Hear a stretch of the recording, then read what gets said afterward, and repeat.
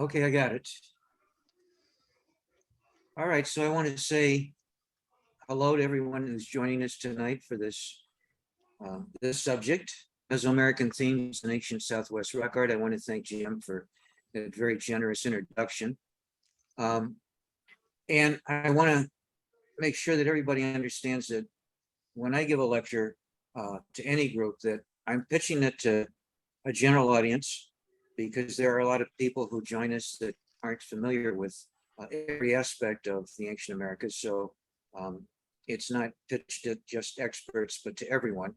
And so that will be how I explain the major themes of this topic tonight.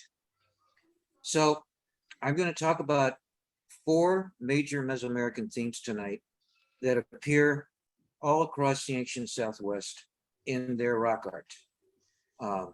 First, the imagery and iconography of Tlaloc, the rain god, Quetzalcoatl, the plumed serpent, the Venus symbol, and the hero twins, which are the 4 main themes emanating from Mesoamerica that appear continuously across the Southwest in their rock art.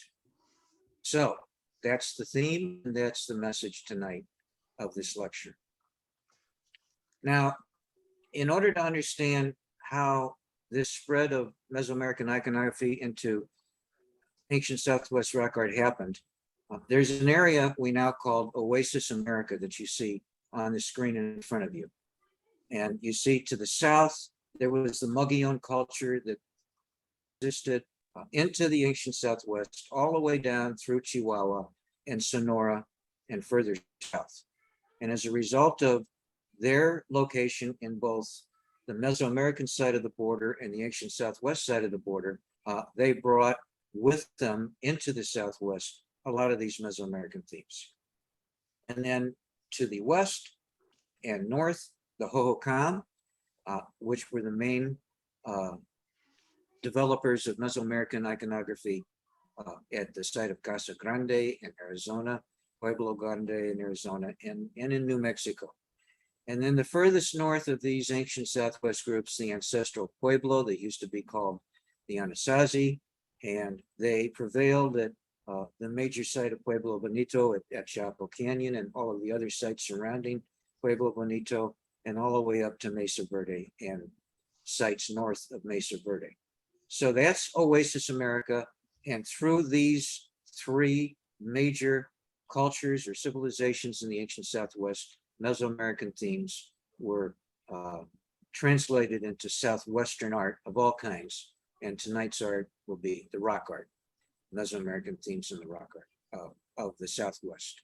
And as you can see, and Jim already touched upon, the ways in which this Mesoamerican influence spread religiously, socially, iconographically, by way of the scarlet macaw trade from deep in Mexico to the trade in cacao, obsidian, jade, and copper bells, iron pyrite, shell trumpets, bracelets, necklaces, and pottery.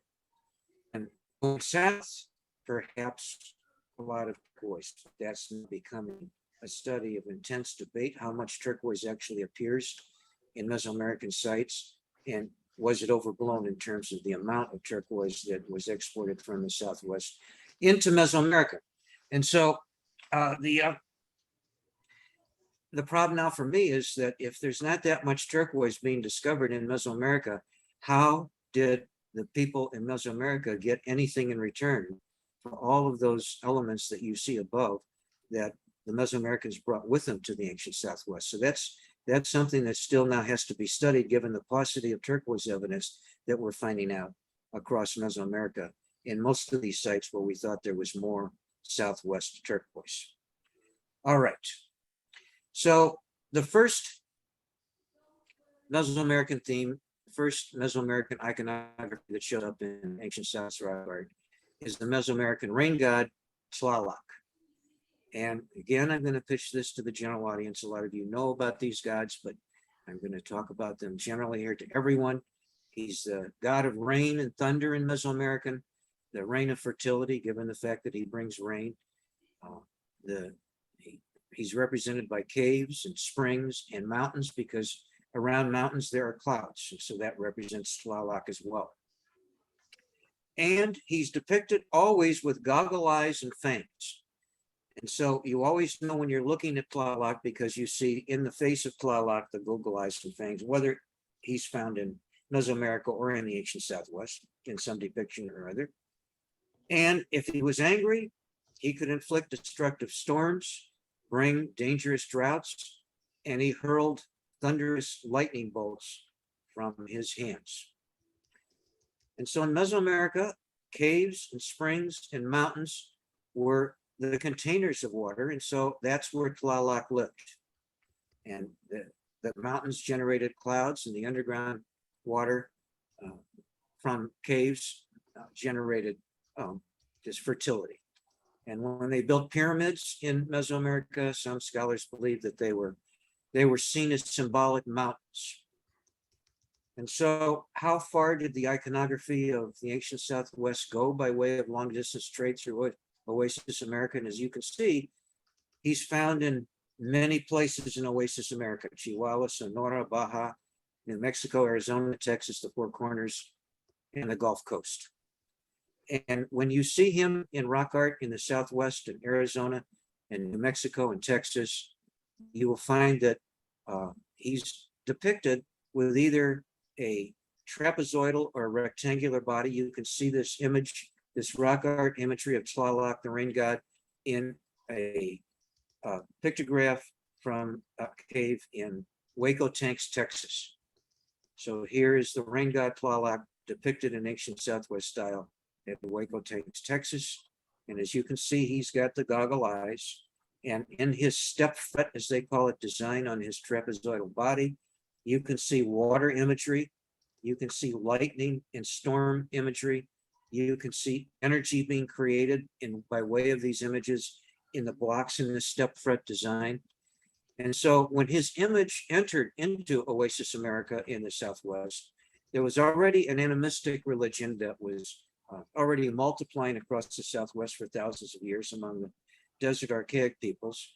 And then when Tlaloc came into the region, he fused with the animistic depictions of the desert archaic people into a very powerful and awesome god. So that's who Tlaloc is in Oasis America. Now, the imagery of Tlaloc in Mesoamerica, as you can see from the Aztec codices, the one top left, there's his fangs, there's his goggle eyes, he's throwing a lightning bolt or he's throwing thunder. So he's a god to be reckoned with. And top second photo, you see the famous pottery vessel or mask of Tlaloc, the rain god, that was found at the Templo Mayor by Matos Moctezuma. And again, there are those famous fangs and those goggle eyes that you become familiar with in understanding who Tlaloc is. And then another Aztec codice, the goggle eyes, the fangs, hurling a lightning bolt, Tlaloc. And from the Aztec related site of Tlaxcala, you see this big stone piece of Tlaloc, the rain god, with the goggle eyes and the fangs.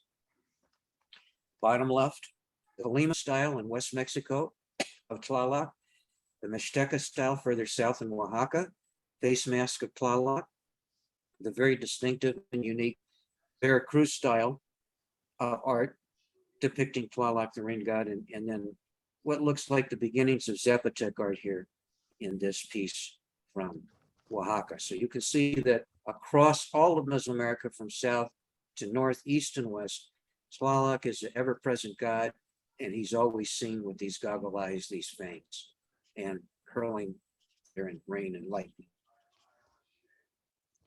Most famous of the rain god imagery is, as you've all seen this, or almost all of you have seen it, from Teotihuacan on the Temple of Quetzalcoatl. Here's his fangs, here's his goggle eyes, here's the fearsome Tlaloc etched right into the pyramid or the Temple of Quetzalcoatl at Teotihuacan. And here's an image again from Oaxaca of the rain god, and this looks like a combination to me of both Mixtec and Zapotec. It's hard to say which side, in terms of era it's on, but it looks like a combination of both. And in front, these two very ominous frogs. Why would their frogs be associated with Tlaloc, the rain god. Obviously, they're water creatures. And in Mesoamerica, the frog floats on top of the water, and so quite a lot. And so it's like a gateway between land and sea, between water and air, between the underworld and this world. And so that's why you have these frog sculptures placed in front of this sort of Zapotec Mixteca sculpture you see here at Tlaloc. Now, how is he portrayed in the rock art of the Southwest? And when did this start to occur? Well, it started to occur around 1000 CE or AD. And that's when the scarlet macaw trade started to happen between Mesoamerica and the Southwest big time, by way of Paquimé and Paquimé related sites in Chihuahua further to the east.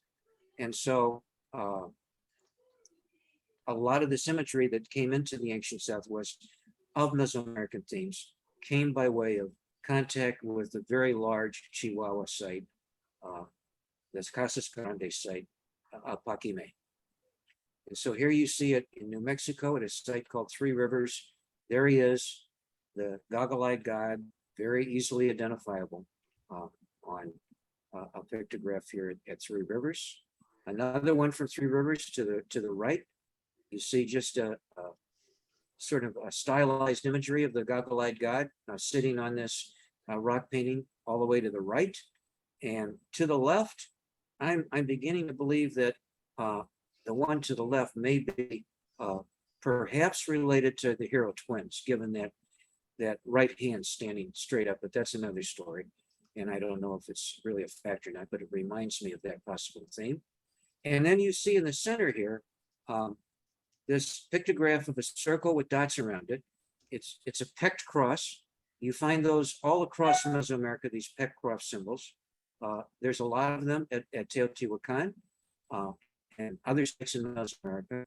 They represent probably calendars, and they also represent most of the time the way they're laid out in Mesoamerica, direction towards something important. So you have perhaps 3 different Mesoamerican themes on this one piece of rock art at Three Rivers in New Mexico. And then the one to the right of that, another depiction of Tlaloc, the rain god, with the goggle eyes and the fangs, pictographed into this very small area cave at this site. And then the one furthest right, top one that you saw in the Waco tanks with the step fret trapezoidal body with the goggle eye, and in each of these little squares, lightning symbols, storm symbols, water symbols, energy symbols. And then we go to the bottom row, and there again you see from Waco tanks another depiction. It's very similar to the Waco tanks one that I just showed you, different in terms of slightly different style, with the goggle eyes and the step fret trapezoidal body with lightning symbols and water symbols inside those step frets. And then from rock art in southwestern Mexico, you see the goggle eyes stylized to the very left, and then in a very modernistic style, spread out as parts of his body. Again, the lightning, the rain, the thunder, the energy, and so on. And so this is a very stylized version of the rain god, and almost, modernistic, modern art style depiction by these great southwestern rock art artists of Tlaloc, the rain god. And then also from a site in southwestern New Mexico, here again is the storm god, the rain god with the goggle eyes and the fangs. So you can see that across the Southwest, Tlaloc rain god comes into the Southwest from Mesoamerica in a big way, stretched out from Texas to New Mexico to Arizona and beyond. So that's the section showing how Tlaloc, the Mesoamerican rain god, impacted rock art in the Southwest. There are probably a lot more depictions of Tlaloc, the rain god. It's hard to find them online. And unless you have private photographs of more there, you'd have to be in contact with the person who took those photos to get the whole panoply of all of the different rock art depictions of Tlaloc. But those are some of the more famous ones that I just showed you. Now, the second important deity that is going to be seen in rock art in the Southwest is, of course, their most important god in Mesoamerica, Quetzalcoatl, the plumed serpent. And he begins appearing in ancient Southwest rock art between 1100 and 1150 CE, at the same time as the Slavonic art begins to show up. And again, this is when all this trade begins to happen between Mesoamerica and the Southwest in terms of plumed serpents, in terms of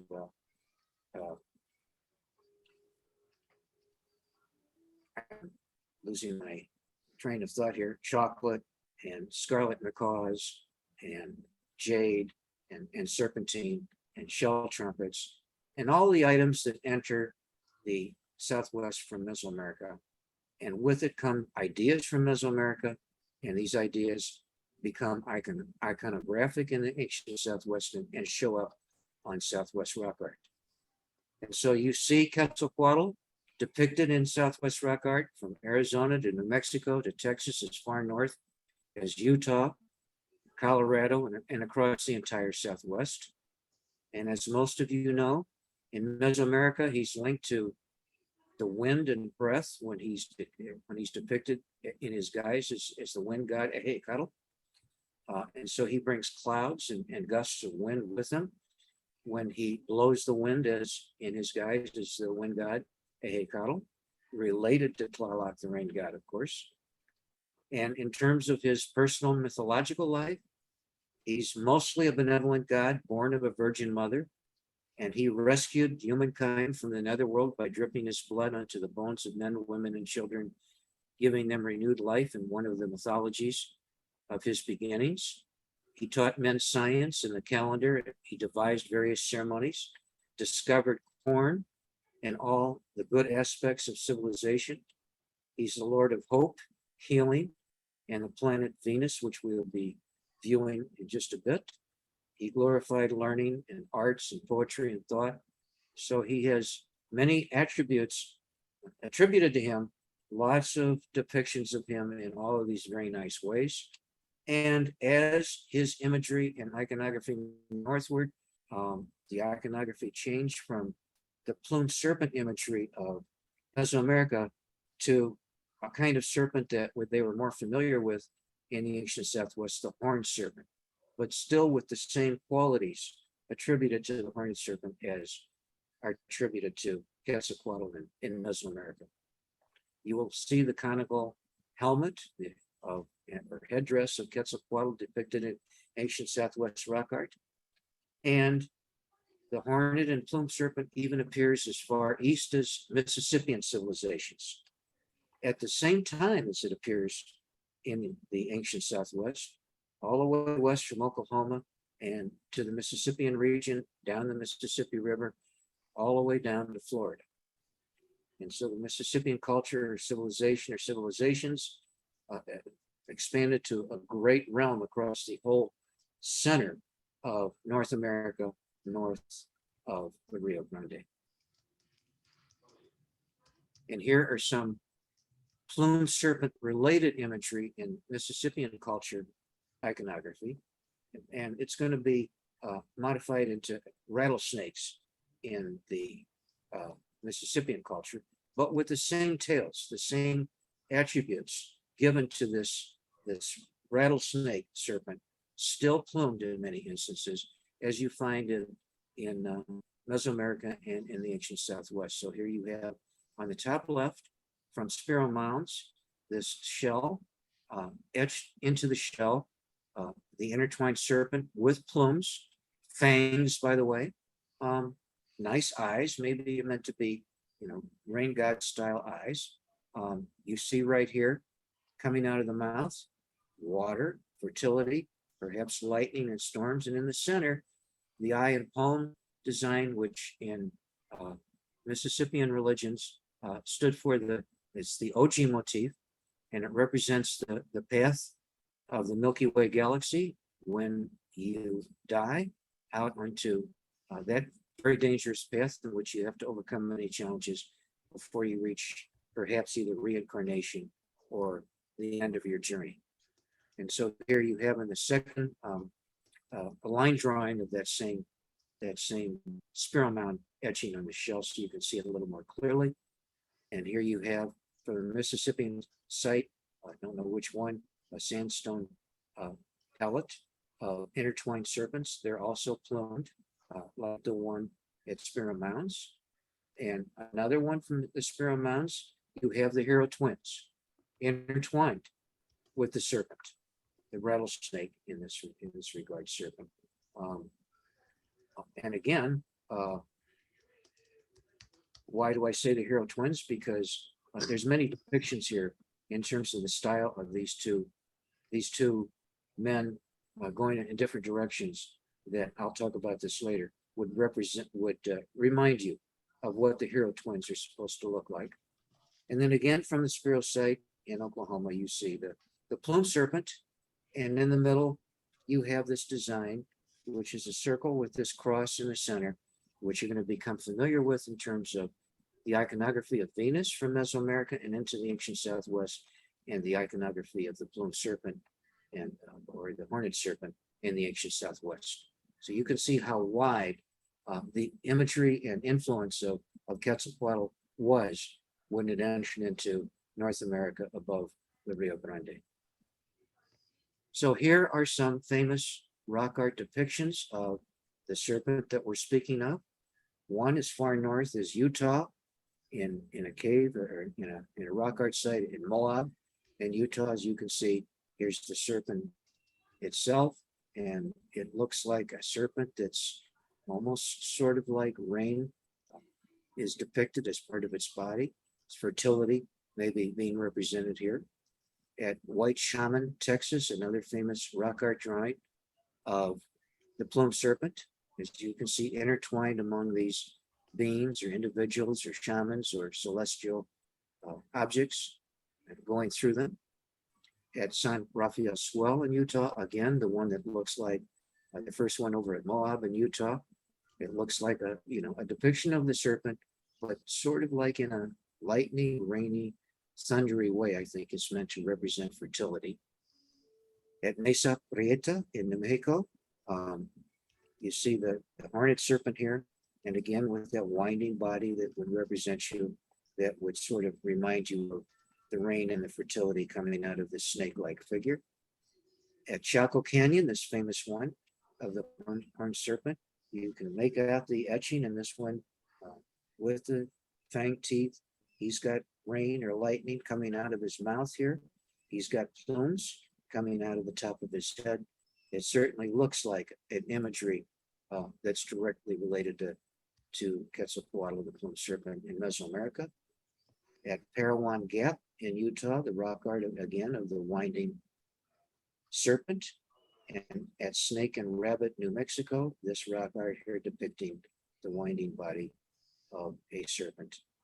And so lots of imagery of serpents or snakes found in ancient Southwest rock art across the board.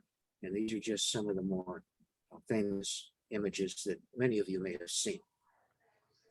At Alamo Canyon, Texas, you have this rock art of the horned serpent. The imagery on his body, some of it, if you're familiar with the iconography of Quetzalcoatl in Mesoamerica, would remind you of some of the depictions of Quetzalcoatl in Aztec codices. And you have this plume coming out of his head that is probably the snake, that the plume serpent, related imagery that you find this totally related to Quetzalcoatl imagery in Mesoamerica, because here to the right of that, you see from an Aztec codice a colored in depiction of Quetzalcoatl, again with that snake, that serpent in his hand, and look at the one to the left, probably related to that, with a big, what they call the Bukal mask, the wind god mask, because he's gonna blow out wind and clouds and rain. The conical helmet that is familiar in many of the codices, depictions of Quetzalcoatl in Mesoamerica, and this kind of oops, way back here.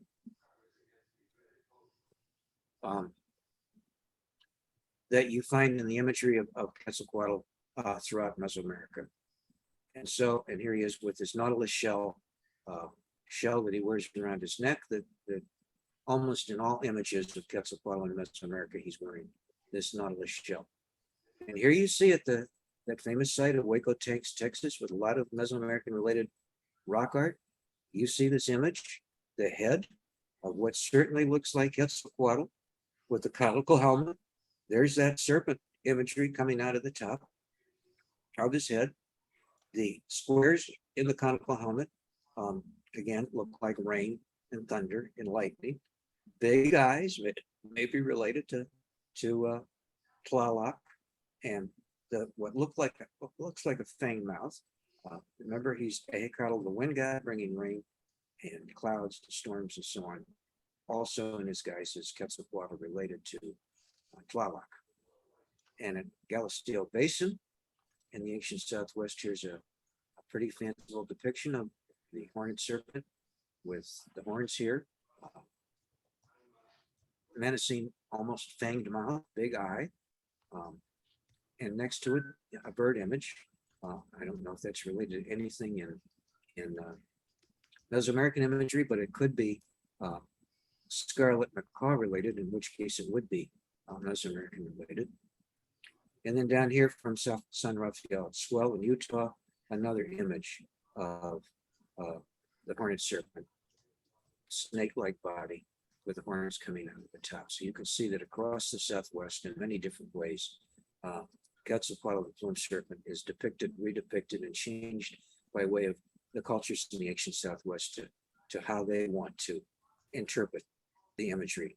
But this only began to be shown in ancient rock art, remember, in the Southwest around 1000. So it wasn't there before 1000, any ancient rock art in the Southwest.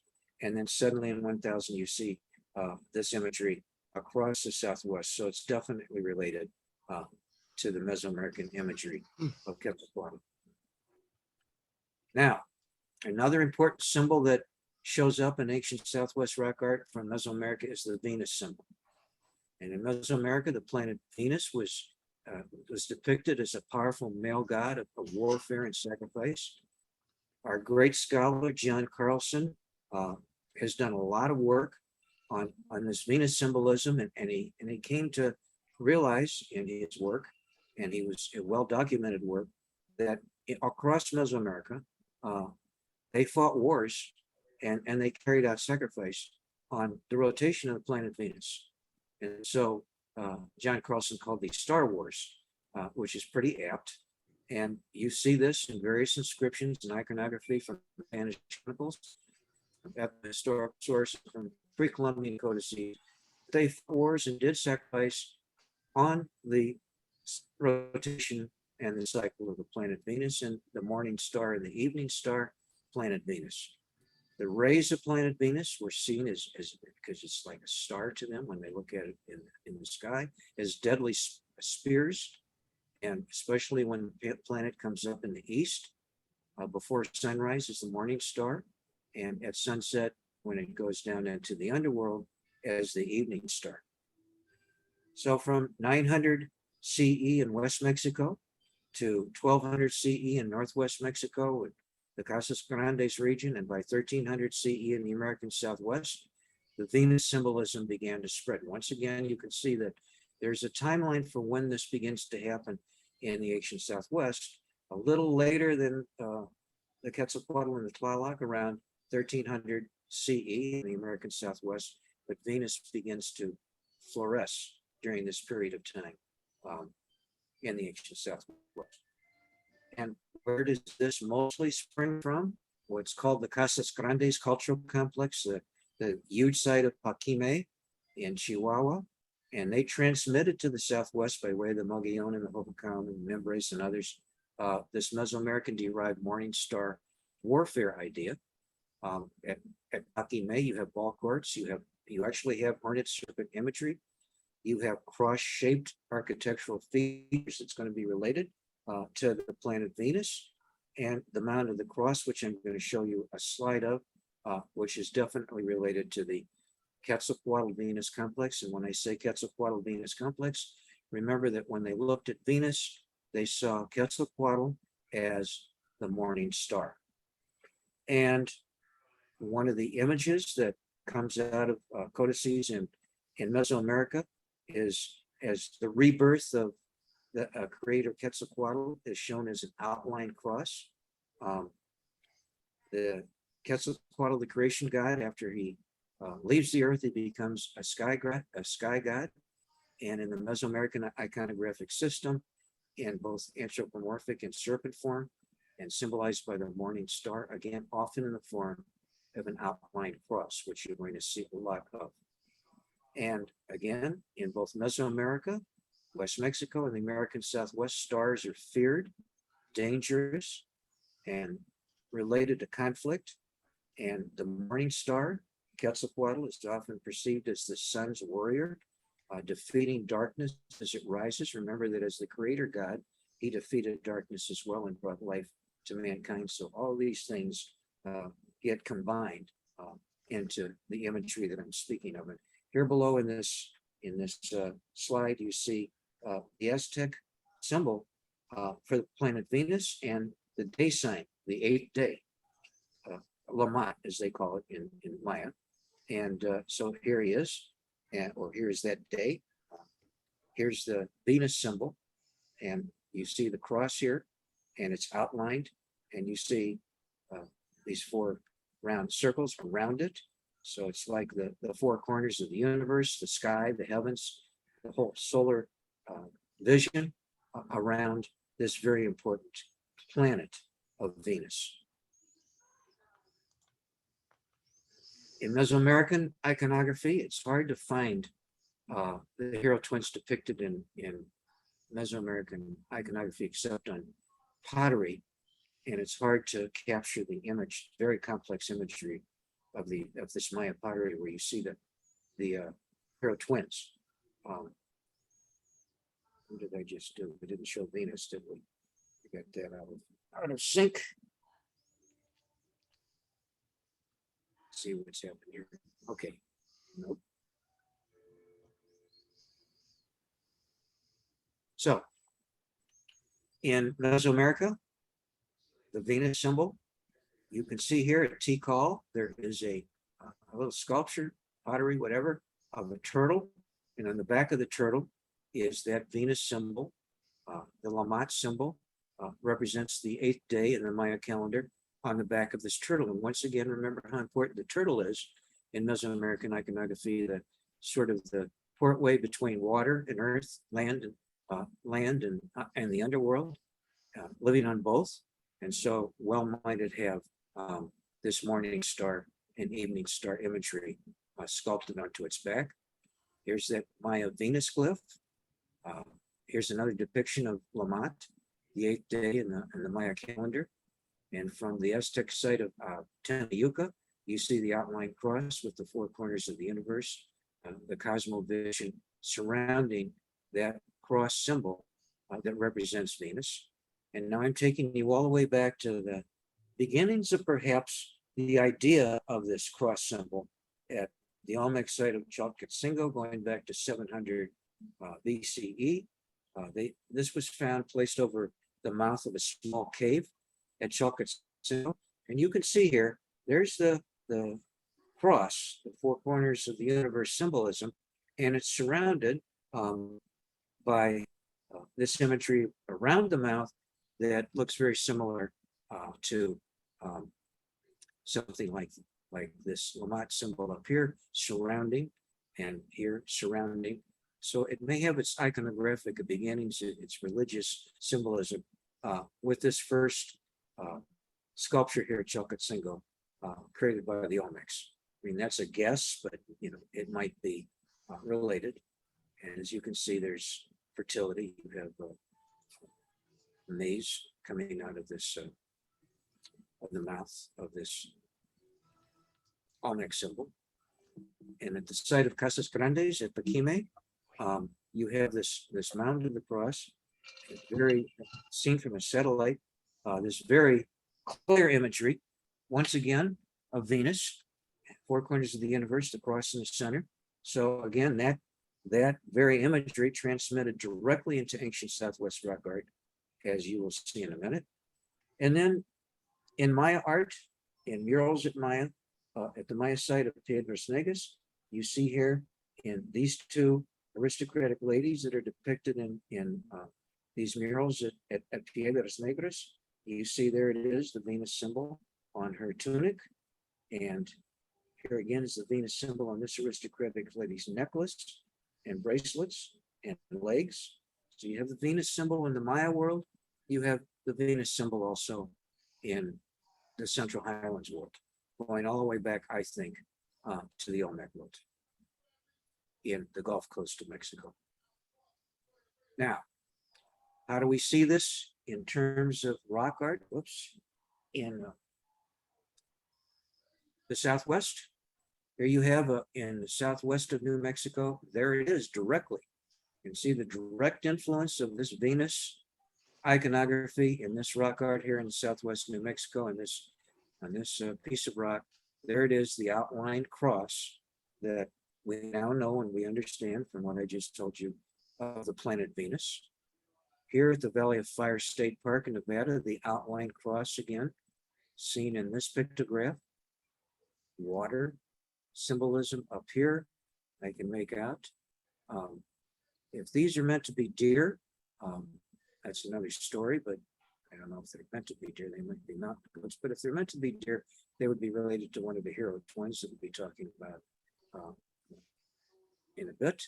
But there it is, the outline cross at the Valley of Fire State, Nevada. Again, these outline crosses begin to show up around 1000, 1100, 1200, 1300 CE, exactly at the time when the trade from Paquime and further south in the Gulf Coast of Mexico begins to hit the Southwest big time with all of these trade items that I've already described. At the Three Rivers petroglyph site in New Mexico, once again, you have a peck cross kind of symbolism here.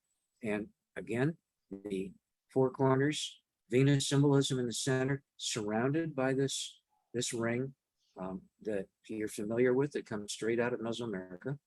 Here at Johnson Canyon on the Ute Reservation in Colorado, there it is, the outline cross symbolism once again. And this might be perhaps the hero twins, but that's another story. It certainly looks like the hero twins to me because of the size of the male and compared to the size of the female of these hero twins and the way in which their hands are being held up. But that's a guess. This isn't a guess. That's certainly a Venus symbol. And then down here, second row, peck cross symbol with the cross at the Three Rivers petroglyph site in Mexico. And here is an example from Mesoamerica. One of these peck crosses that I told you about at the site of Huachatún in Guatemala. There's several of these at Teotihuacan. I think they found some 32 of these peck cross symbols that haven't been eroded or broken up by time across Mesoamerica. There's more of them at Teotihuacan, and I think there's 3 or 4 of these at Teotihuacan that they found so far. But here you have the peck cross symbols. There's 260, by the way, these dots, which represents the 260-day Mesoamerican year. And then there's a direction symbolism going north to south. Here they've made an imagery of the directional symbolism of this peck cross. And probably over here in New Mexico, they picked up this idea, and that is pointing somewhere to that rock artist in terms of that peck cross that you see it in this Three Rivers site. So it's related for sure. Red Rocks, Arizona, there it is, the Venus symbol. Red Rock, Arizona, more Venus symbolism, 1 and 2. Again, from this Venus symbolism at Red Rock, Arizona, you see coming out of the red rock, the serpent of the cross, the outline cross, the serpent, may be related to Quetzalcoatl because this one is higher up, a little brighter, may represent the morning star, Quetzalcoatl. And then down below that, a darker image of the cross, perhaps representing Venus going down as the evening sun into the underworld. So that's probably what those two represent here. And again, very Mesoamerican in theme. And at Red Rock Straw in Sedona, there you have the pet cross, a lot of rain symbolism here. If this is meant to be a deer, it might be related to the hero twins. We'll be talking about that later, but certainly the pet cross symbolism here at Red Rock Straw in Sedona. So you can see very clearly that this imagery that you find in the ancient Southwest rock art of Venus is taken directly, and in some cases very directly, from mythology and iconography and ideas from Mesoamerica. And then you have at the North Kofa site in Arizona, you have single and double outline Venus symbols. And again, probably representing the morning star and the evening star, the morning star on the top, the evening star on the bottom. And what's interesting about this double cross imagery is you find it going all the way to the Caribbean, all the way down to South America, the same double cross imagery as you find in Arizona and you find in Mesoamerica. So that's an image, that's a piece of iconography that spreads from South America all the way to the Caribbean. So that story has yet to be told. How did that happen? And then you have here at the El Tacomate site in Sinaloa, and from Teotihuacan, down below you have the image of Quetzalcoatl, and then right next to it, the Venus symbolism. So Quetzalcoatl related to Venus right here at Teotihuacan, and up here above in Mesoamerica, in Sinaloa, the double cross symbolism of Venus. And then you have the little serpent coming out of this one, representing the morning star, probably this one a little darker, probably representing the evening star. So you see, it's all over the piece here, this imagery. A very powerful imagery spreading far and wide. And you can see the relationship between that rock art in the ancient Southwest and that symbolism coming from Mesoamerica. Now, the hero twins, the fourth piece of this story that I'm telling you tonight. And the hero twins are the protagonist of the Maya creation story. And the Maya creation story is found in what's called the Popol Vuh. And the two protagonists, Hunahpu and Xbalanque, are the hero twins. And those hero twins become big in the ancient Southwest as well. Very big in terms of one of the cultures, the Mimbres culture, that almost completely copied everything that Hunahpu and Xbalanque did in their various adventures in the Maya holy book, the Popol Vuh. And Patricia Gilman, great scholar, Patricia Gilman, and another one, Mark Thompson, they showed us in their work how these hero twins imagery and stories got diffused from Mesoamerica into the ancient Southwest by identifying for us this imagery very clearly in the Southwest.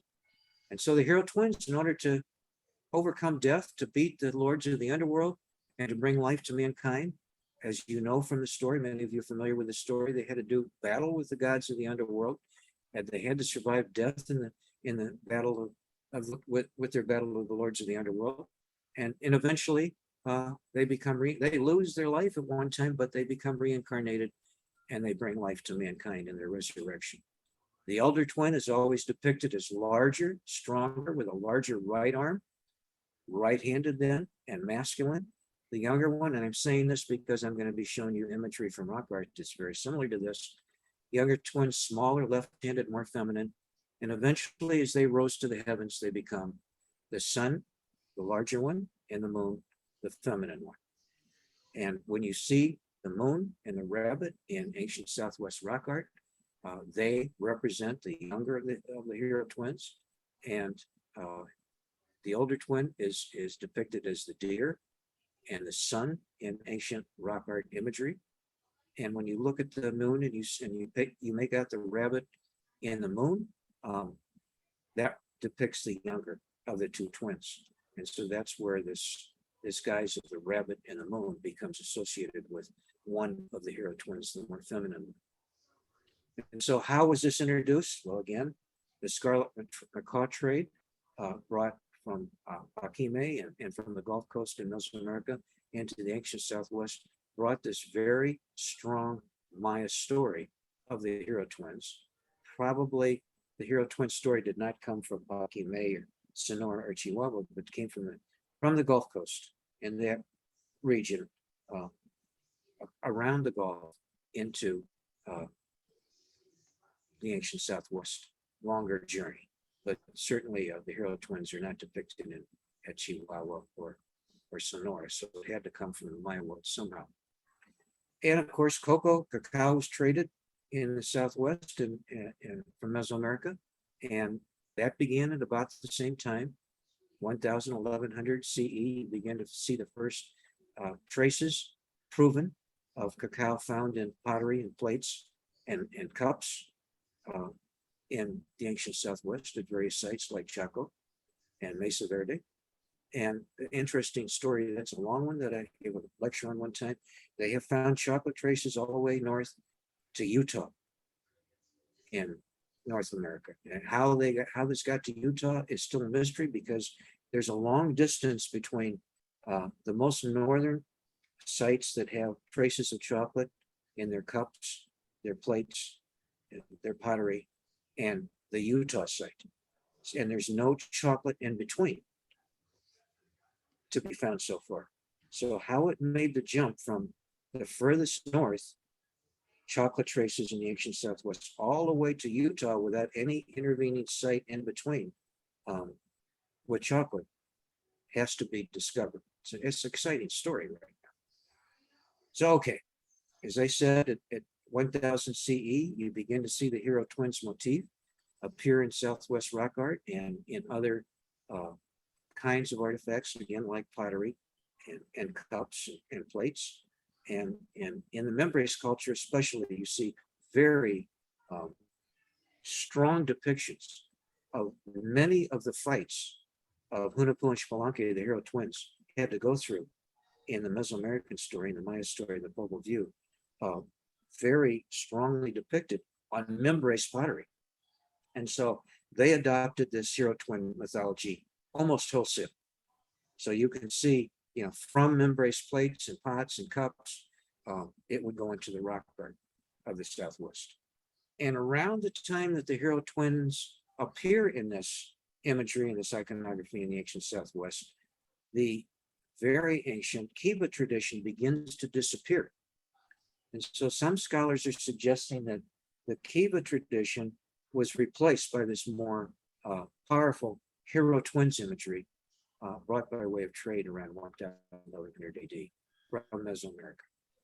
And the Membres culture, how did it give its hero twins influence to the rest of the Southwest? Because its culture spread from New Mexico and Arizona and down into northern Mexico, and with it the imagery of the hero twins, and then depicted in the rock art of these places as well.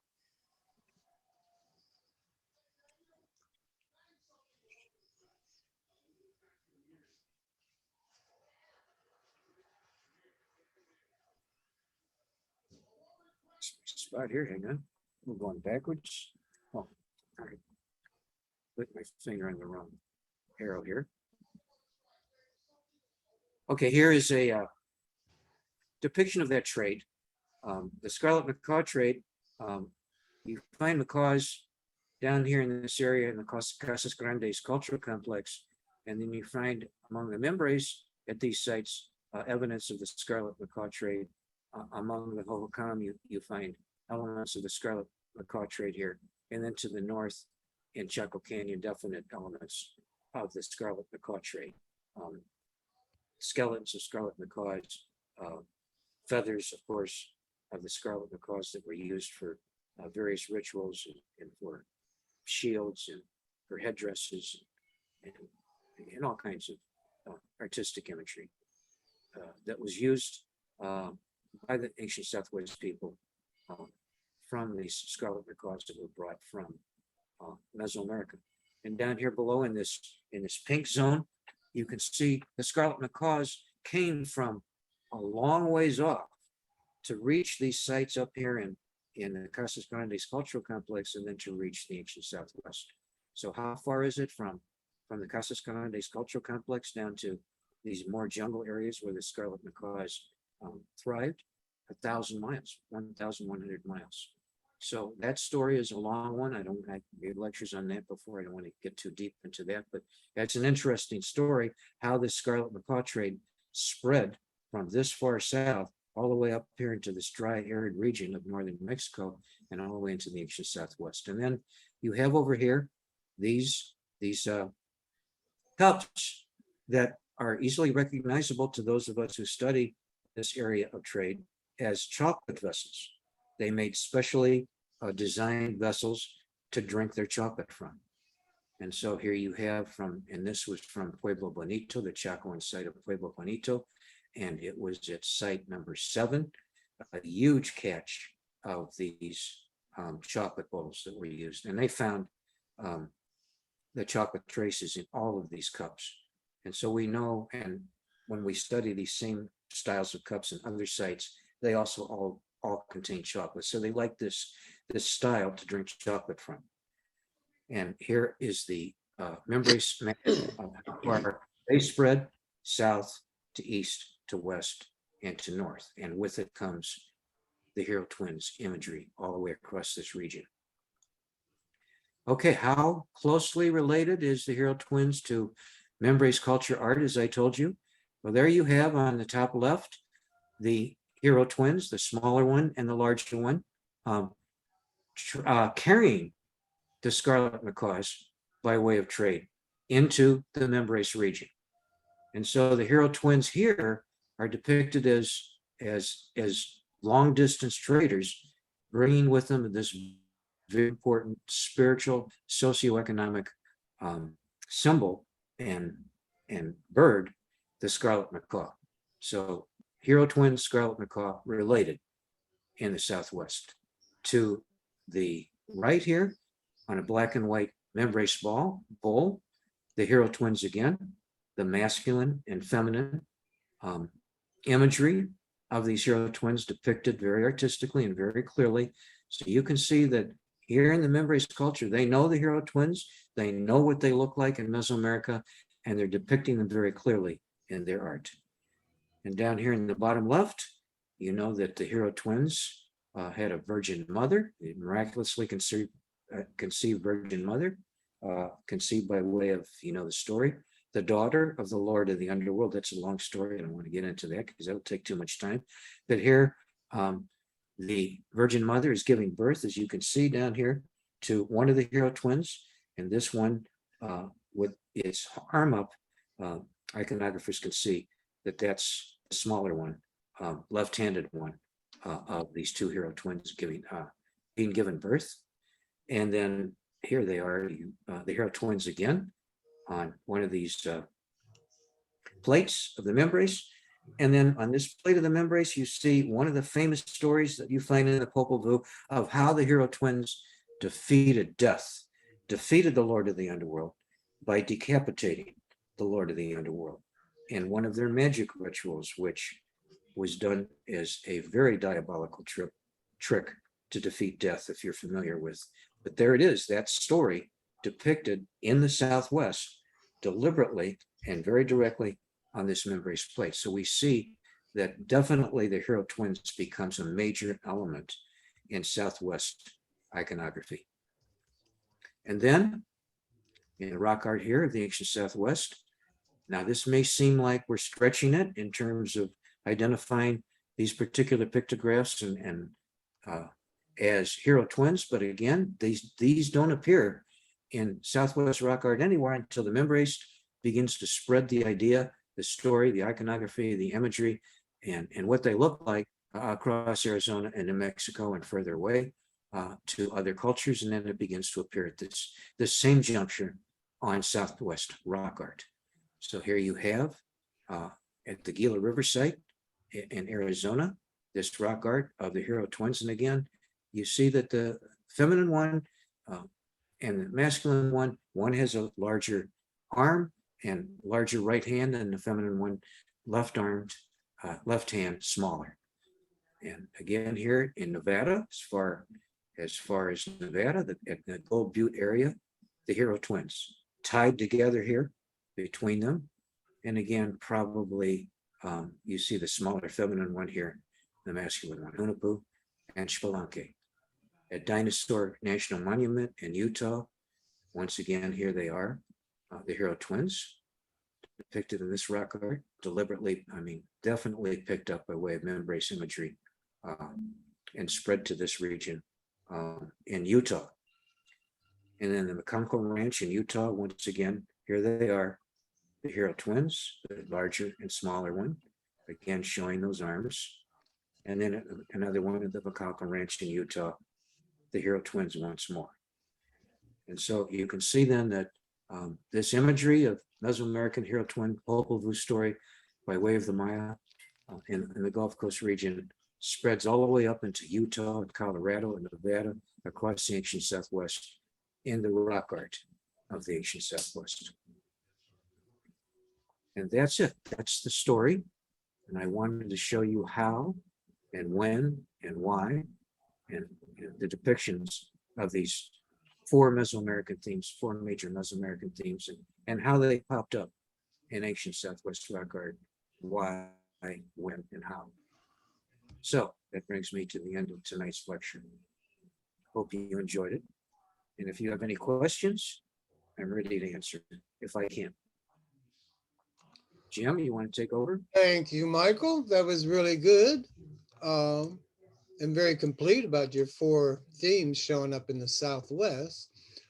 So far, there's not too many questions.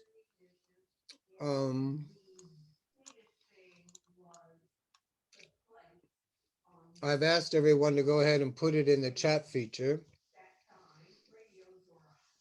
Joe Ashcraft is asking, is there any connection between Cosijo and Talak? Between who now? Cosijo, it's Cociho. Yes, I would say there would be. And right now I know Cosijo, beginning to put the imagery of Cosijo into my mind, but definitely, yeah, surely related. All right, and Linda Kirkpatrick, who's signed up to be a Aztlander subscriber tonight, she's from Kansas City, and I just want to say, in the upcoming Aztlander for September, I have an announcement of a new Maya exhibition called the Jaguar Rises. That's at the Union Station in Kansas City.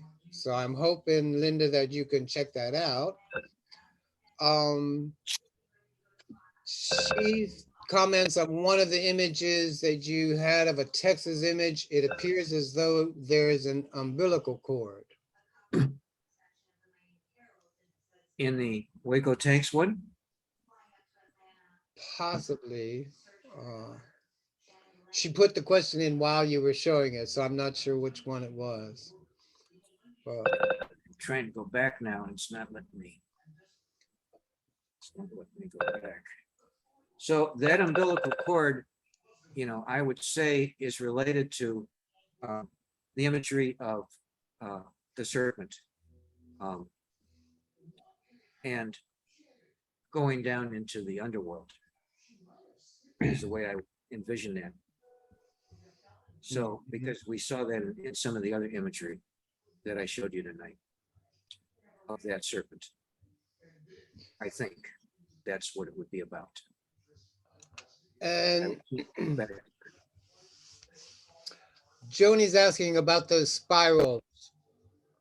Were they representations of rain? Yes, always in both Mesoamerica and in the Southwest. When you see spirals like that, it's definitely water symbolism and rain symbolism. There's no doubt about that. And Richard Chacon would like, can you share a little bit more about the Southwest people's belief that stars were dangerous? Okay.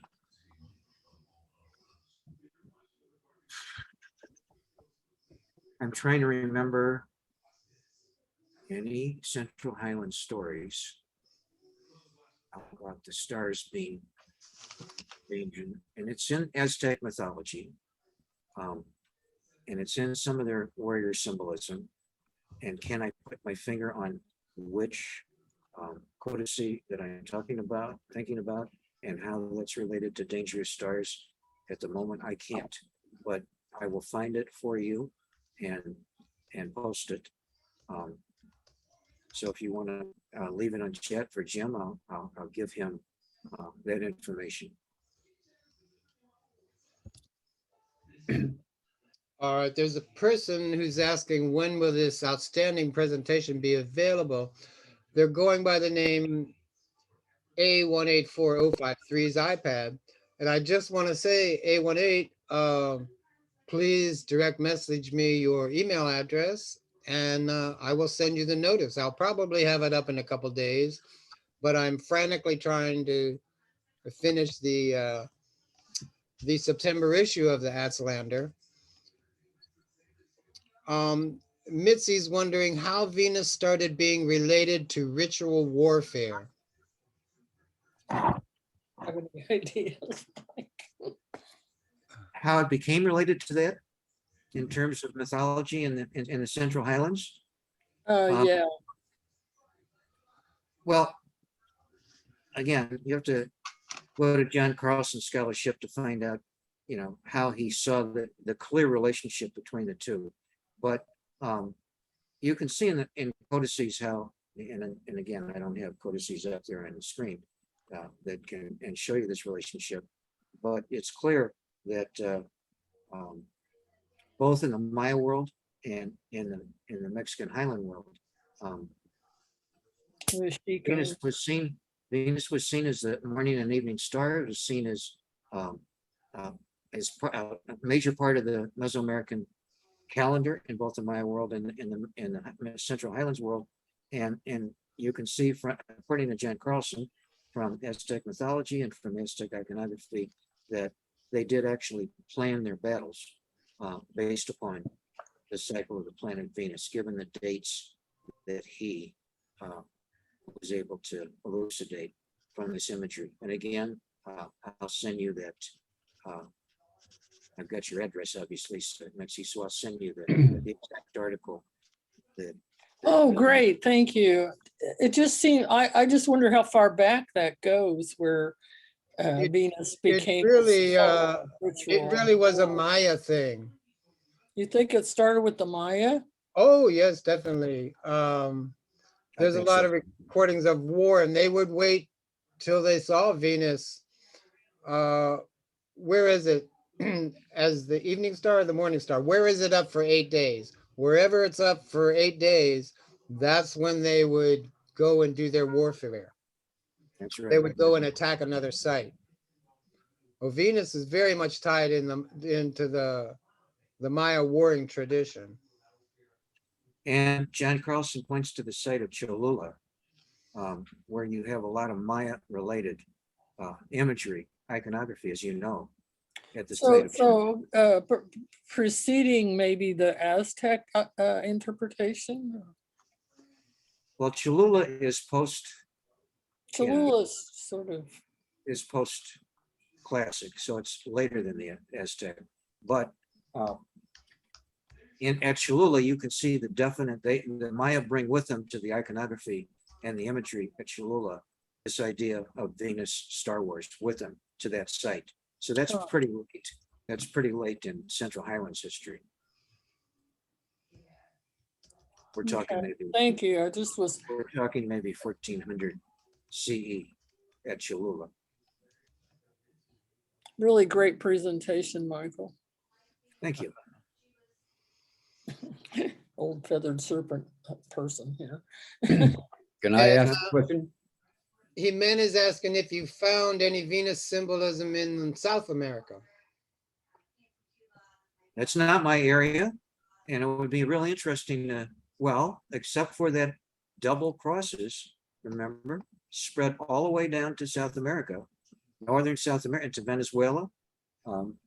So it's seen there in the Caribbean. So yes, there is Venus symbolism by way of those in close crosses in South America, which I showed you imagery of tonight. All right, and Can I ask a question? Sure. Yeah, Michael, I learned a huge amount because I'm a Hero Twins guy. You know, I really, my PhD back in the 1980s. Now someone mentioned Cosijo. Is that the one from Monte Alban? Yes, it is. Okay, I've been writing papers on the relationship of Cosijo to what I call the Tiquisate Trinity. It's a group of 3 deities of the early classic from the Costa Sur of Guatemala. And I wrote papers back in the 1970s and 80s, again, it's called the Tiquisate Trinity. And they're found in all over Tiquisate. There are dozens and dozens and dozens. Curly Face is one of them, and there are 2 other guys that are part of the Trinity. They're also found at Caminalhuyu, and they are found, of course, at very similar one, Oaxaca. And they're found, a few of them are found in Petén on completely early classic Maya ceramics, but the face is right out of Tiquisate and right out of Caminalhuyu. And ironically, so far, I have not found them at Teotihuacan. Doesn't mean they're not there. Right. 80% of the ceramics there have never been published. So I'm trying to sort out, is this a Zapotec deity that spreads down through the trade route to the Costa Sur and then enters the Petén through all that kind of stuff. So it's very interesting to find this stuff all the way up in the Southwest. And thank you very much. I learned a huge amount. Thank you. I'm going to try to I wonder if I can put a picture in chat. What do you think? I'm going to show people Cosijo, and you can see the direct relationship between the kind of face, the goggle eyes, the fangs, and all of that of the Zapotec god Cosijo and the Mexican Highlands god Tlaloc. So let's see if you can put an image in chat. What do you think, Jim? Can I put an image in no, chat? I'm looking at the options and it doesn't show that, but if you close off or at least minimize your presentation PowerPoint, you could enlarge whatever image you're trying to show, and we should be able to see it since you're still sharing your screen. Do you think so? Yeah. There it is. You see it? Yes. Oh, wait, hold on. Oh, where did it go? Oh, there it is. You see it? No, yeah, there it There is. it is. One of my favorite deities. So you can see with Cosijo here, there's the goggle eyes. There's kind of the fangs. And real interesting, the mouth is also the outline cross. So you can see the combination of major Mesoamerican themes in this major Zapotec god Cosijo, who is a rain god, and who does have a certain resemblance to Tlaloc, as you can see, and what looks to me like from his mouth, I never noticed this before, but the outline cross. Right. What do you think? Yep, looks like that to me. Looks, yeah, that's- me too. I think that's a good interpretation, having Right, it is, looked at but him a lot in the past. it could be though. And then you have, look, in It his, looks like, yeah, serpents, right? yeah, and look at the serpents. So again, another indication of, mixing up of these elements in this Zapotec god Cosijo. And So- and he was like the primary god, I think, of the ancient Zapotecs, from what I could Yes, tell. oh yeah, certainly from is. living in Oaxaca. There's many more images of Cosijo as a deity than. So I think he might combine of like Tlaloc and Quetzalcoatl. Well, I mean, just Some of that were the serpents, I like to make up things up. but it would be real interesting if that mouth was Venus. But it certainly begins to look like it now. We don't see the bottom part because his tongue Right. is in, but it very well could be. Could it be the tongue of the snake? Yes, Yeah. absolutely. Also, I mean, just, But it also Absolutely. matches the tassels around his neck. It's a common symbol on its own. I'm really glad I could bring up Cosejo in this, since someone asked about Cosejo. Yeah. And now we can begin to look at elements here that are very interesting in terms of what I've just talked about. Venus, serpents, goggle eyes. So there you are. Yep. all right, thanks. Joni is asking more about spirals. She says this summer at Chaco Canyon, if she understood correctly, their information related the spirals to migrations. I only want to say that Chaco Canyon is one of the most famous places where spirals show up, and spirals that are very intricate, but a lot of it has to do with the dagger, the sun dagger, that superimposes itself over the spirals that are carved underneath the big areas of the giant stones, so that each ring of the spiral sort of counts closer and closer to the day when the spiral will intersect with the center. Yes. I believe it's on the solstice or something like that. And see how, think about how it's related to the Peck cross idea then of directionalism in a round symbol. And probably I would bet that what would the sun's ray cutting through that spiral indicate the beginning of the rainy season? Do you think? Mhm. And if it did, Possibly if they have a rainy season out there that isn't the monsoon season. right. So there you have direction, you have rain, you have the sort of modified Peck cross idea because the sun's ray is going in a certain direction, pointed towards the sun. I would imagine it's pointing towards the sun when it cuts through that circle on that particular day, the solstice it is. Mhm. So there's relationships there that I'm guessing in. And I heard you mention John Diego. Did you answer all his questions or do you need me to read them to you? Yeah, go ahead. Read it to me.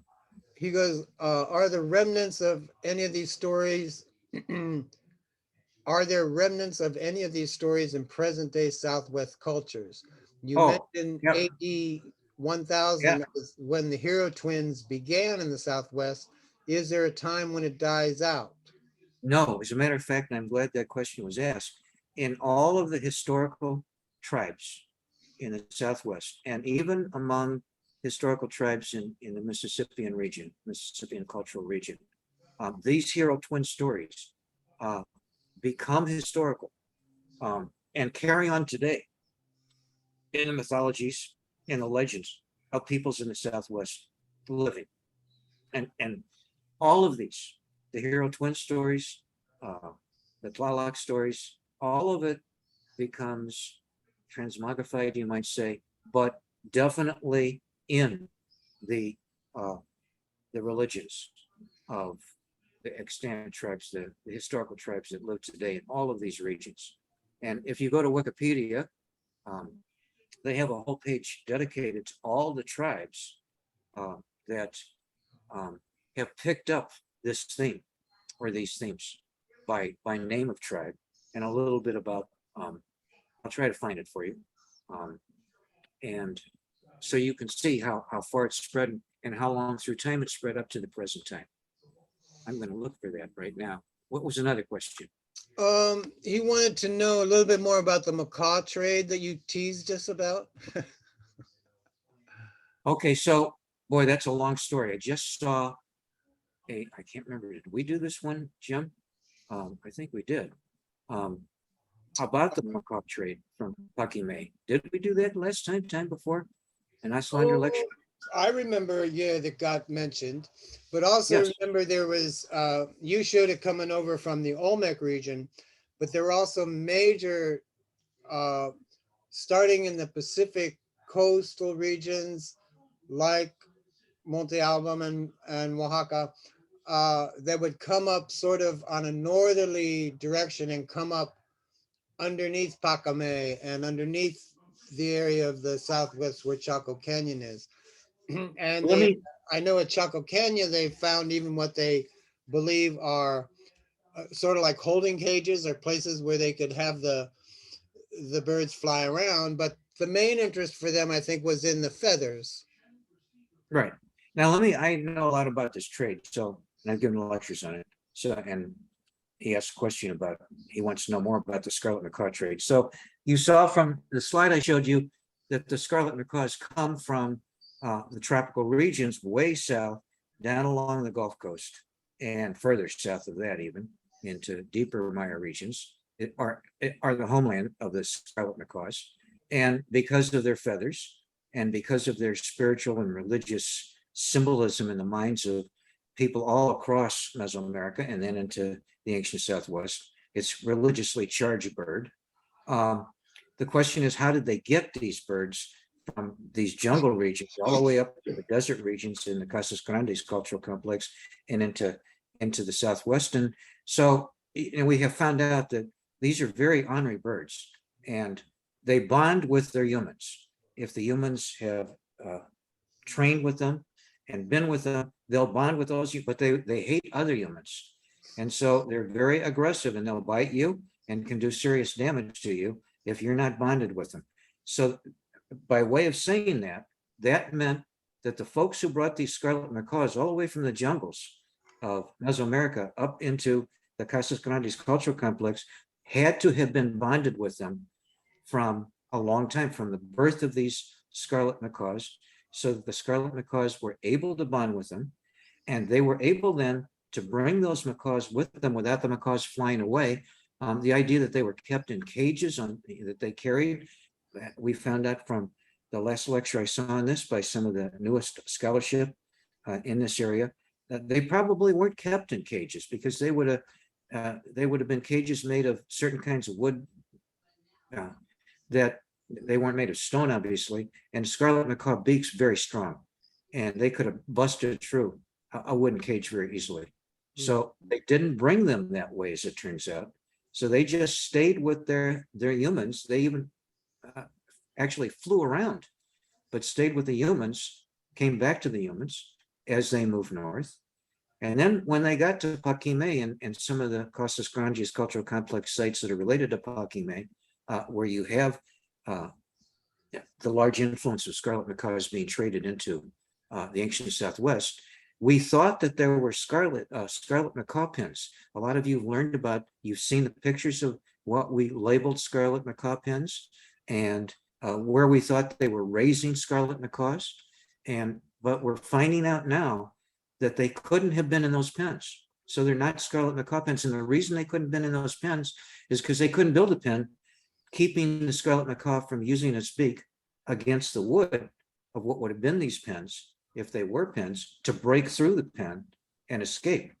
So as it turns out, what we thought all this time as being scarlet macaw pens were not scarlet macaw pens at all, because it wasn't possible. So we don't know what these pens are now. And so they're still going to have to try to figure out, well, what were these for? Some of them were turkey pens, and perhaps turkeys can't break through a wooden pen like a scarlet macaw can, but they can't keep scarlet macaws in those pens. And then the question is, how did people with these scarlet macaws from Paquime enter into the Southwest? And again, you would have had to have, and you can't raise scarlet. We thought that at Paquime that they were raising scarlet macaws once they got some on their own, but you can't do that very easily, because biologically speaking, it's impossible for us, unless we have scientific instruments, to determine what's male and what's female. And so you can't tell a male from a female, so they weren't breeding them because they wouldn't know the sex of the macaws. We're finding this out now just recently. And so, they were just there. They brought these scarlet macaws up, very hard to breed, they would have had to breed in the wild then, somewhere around. They weren't in these pens, and they weren't being done by humans breeding them. So they were breeding out there in the wild at Puckimay. And as they became little birds, folks attached themselves to these scarlet macaws, like the scarlet macaws attached themselves to the humans.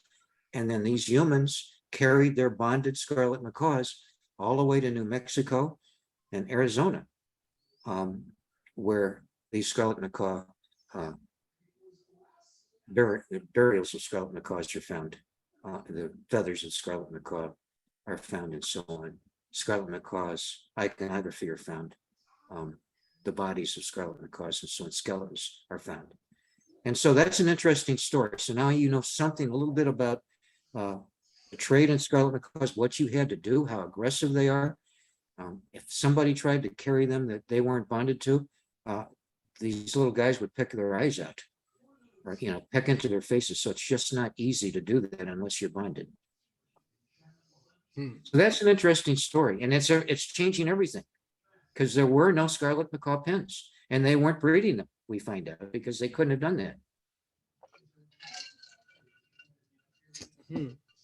All right. I hope I taught you something about scarlet macaw trade in your question. Yeah, Nicholas turned it. Nicholas, are you still there? He's He wouldn't turned work. his video off. Yeah. Yeah. So Any other questions? Linda Kirkpatrick, she mentions in native cultures, the four. I'm here. Okay, let's get what's her name's question first, and then I'll come back to you, Nicholas. The four directions are important symbolism. How do you think the Venus symbol relates to this? I think it's a cosmovision. They call it, iconographically. It's just the idea that Venus is the morning star and the evening star, as Quetzalcoatl, the creator god, as it goes down into the evening, when it goes down at dusk into nighttime, it becomes supercharged with the supernatural elements of the darker gods in the underworld. And so I think the whole thing then, because they're not modern astronomers, becomes attached to the entire universe from beginning to end, from creation to reincarnation to death, and Quetzalcoatl, creator god. The whole imagery of Venus is as the premier and primary vision of the sky. And so I think that four corners of the universe idea becomes attached as a result to this very important morning and evening star, Venus, into Quetzalcoatl. That's the way I would explain it. So Nicholas, you said you learned something. You're a Hero Twins expert. You said you learned something about the Hero Twins. What did you learn from what I talked about tonight concerning the Hero Twins? I learned how far they went up. Uh-huh. The Hero Twins were first introduced into our classic Maya research by Franz Blom in 1952 in a Carnegie report on what's called the Blom plate. And that plate had been found in Chetumal, and Blom found it in Oaxaca and published it in 1952. And I think I've mentioned this in another lecture. I wanted to have that in my PhD dissertation. So I spent 5 years finding out, where that plate had been found, who had it, where was it in Oaxaca. And I drove all the way down to Oaxaca to find it, and found out that the guy that had it had moved a couple of months before I got there. So I had driven 20,000 kilometers, and so went back to the States, did more research, went back to Oaxaca, and found the guy had moved 100 meters to another house. And I found the Blom plate in his closet, and he took it out for me and let me photograph it. So that's on, I think it's on the back cover of my PhD dissertation and inside my PhD dissertation. And he said, Nicholas, what should I do with this plate? Do you want it? I mean, you like to study it, you want it, And I said, obviously, no. It should go to it should go to INA, it's property of the government of Mexico.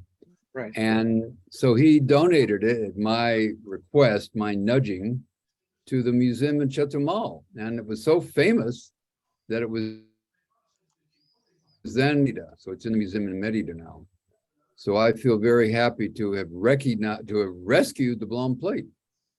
It had That's a great disappeared for story. 20 years. You know and, about if I the- hadn't, You if know I about the hadn't rescued Popple it, it might Newberry have ended up, Library? being grabbed by somebody and smuggled out to God only knows where. You know about the copy of the Popple Vuh at the Newberry Library, right? Right here in I've Chicago. had it in my hand. There you are. Newberry Library is very close to me where I live.